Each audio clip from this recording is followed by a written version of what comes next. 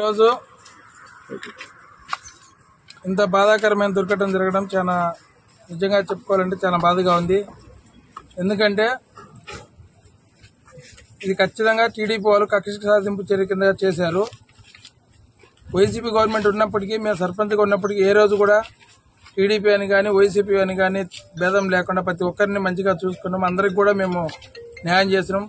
ఏది కూడా వాళ్ళకు ఏ సమస్య వచ్చి ఎక్కడ పంచాయతీ ఆఫీసులకు వెళ్ళినా మా ప్రజలు ఎటువంటి సమస్య ఉన్నా కూడా ప్రతి ఒక్కటి కూడా వాళ్ళకు ఇబ్బంది కలగకుండా అందరికి కూడా న్యాయం చేస్తూ వచ్చినాము. అయితే టీడీపీ ప్రభుత్వం వచ్చినప్పటి నుంచి వాళ్ళు ఎలక్షన్కు ముందు తెలుగుదేశం లేక రమ్మని మమ్మల్ని చాలా ప్రెజర్ చేశారు. మేమైతే రాము, ఖచ్చితంగా మేము జగనన్న నమ్మటే ఉంటామని చెప్పినాం ఖరాఖండిగా. అయితే అది మనసులో పెట్టుకున్న వాళ్ళు ఎలక్షన్ జరిగిన రిజల్ట్ వచ్చినప్పటి నుంచి కూడా వాళ్ళు ఏదో విధంగా మమ్మల్ని ఇబ్బంది పెట్టాలని చూశారు. కానీ ఇంత స్థాయిలో, ఈ స్థాయిలో మా మీద ఇంత కక్ష పెంచుకున్నారని చెప్పేసి మేము కళ్ళ కూడా అనుకోలేదు. మాకు తెలిసిన సమాచారం ప్రకారం కొంతమంది చెప్పిన అధికారుల ప్రకారము రితీష్ రెడ్డి గారు, రితీష్ రెడ్డి అన్న మీరే చల్లగా పడుకోండి, మీరే అన్నారు. అధికారికి ఫోన్ చేసి మీరు రూము పగలు కొడితే కుర్చీలో కూర్చోవనండి అధికారంగా, లేదంటే మీరు కుర్చీలో కూర్చోకుండా రేపు నుంచి ఉద్యోగాలు మానేసుకోండి, ఇళ్లలో కూర్చోండి అని చెప్పేసి అంత గట్టిగా చెప్పినారు. మరి అంత గట్టిగా చెప్పడానికి కారణం ఏంటో మాకైతే తెలియదు. మేము ఏ రోజు కూడా మీ పార్టీ వాళ్ళకి కానీ, మీ పార్టీకి సంబంధించిన నాయకులకు కానీ, సామాన్య ప్రజలకు కానీ ఎవరికి కూడా ఇబ్బంది పెట్టలేదు, పెట్టము కూడా. మాకు అలాంటి ఉద్దేశాలు కూడా లేవు.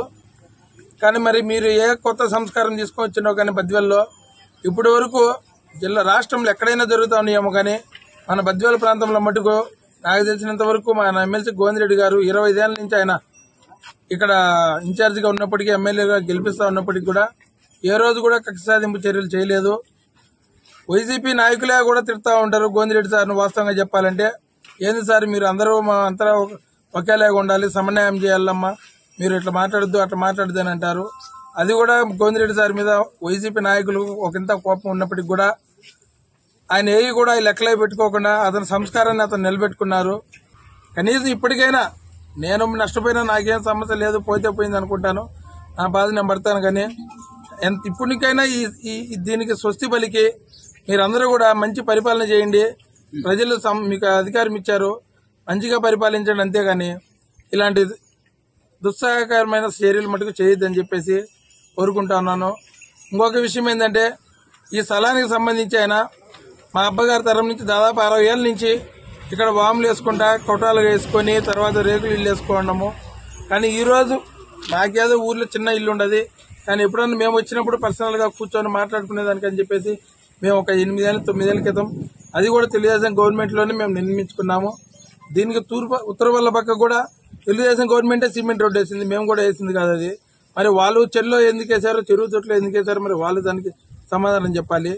ఇవన్నీ కూడా దీనికి ఎదురుగా మాకు ఎదురుగా ఒక 500 రూములు అటు చూపిస్తే తెలుసు. 500 రూములు మొత్తం చెల్లో నడి చెల్లో కట్టారు, వాటి మీద ఎటువంటి యాక్షన్ లేదు. మరి ఇవన్నీ ఎందుకు చేస్తారో ఏమో.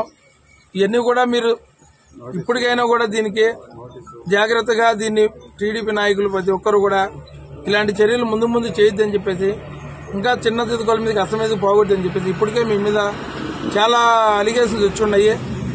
ఇవన్నీ కూడా ఇప్పటికి స్వస్తి పలకపోతే మేము ఇంకా ప్రత్యక్ష పోరాటంలోకి దిగుతాము. దాంట్లో